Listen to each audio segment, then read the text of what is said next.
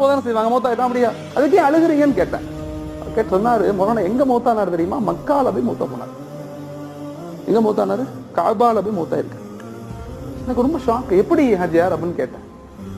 மௌலானா தொழுகைக்கு ரோட்டு மேல அந்த பள்ளி இருக்கும், மக்கள் எல்லாம் தொழுகைக்கு வருவான் காரை நிப்பாட்டிட்டு. ஒரு ஆள் தொழுகைக்கு வந்திருக்காரு, காரை நிப்பாட்டு தொழுகைக்கு வந்திருக்காரு. தொழுதுட்டு அவர் போகும்போது சாப்பாடு வாங்கி தரட்டுமா, காரெல்லாம் தொலைக்கட்டுமான்னு ஹாஜா பாய் கேட்கிறாரு. அதெல்லாம் ஒண்ணும் வேணாம், நான் போறேன்.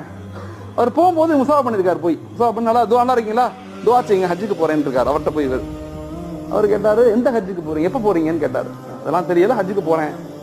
எந்த டிராவல்ஸ்ல போறீங்கன்னு கேட்டிருக்காரு. அவர் டிராவல்ஸ்னா என்னன்னு தெரியாது அவருக்கு. இந்த கார்ல வந்தார்ல, இவர் டிராவல்ஸ் நடத்துறவர், இவர் எல்லாத்தையும் ஹஜ்ஜுக்கு அனுப்புறவர். முத்தவலியை கூப்பிட்டு கேட்டோடனே இப்படி சொன்னோடனே ஒண்ணுமே செய்யல வந்தவர். ஹஜா பாய் உங்கள்ட்ட பேக் இருக்குதா அப்படின்னு கேட்டார். எனக்கு ஒண்ணுமே இல்லை. ஒன்னு பேக்கை வாங்கி 2 ட்ரெஸ்ஸை வாங்கி என் கூட வருவீங்களான்னு கூட்டு போயிட்டார். நான் போய் அவரை சந்திச்சேன். திண்டுக்கல்ல ஹஜ் சர்வீஸ் வச்சிருக்காரு, நான் அவரை போய் சந்திச்சேன்.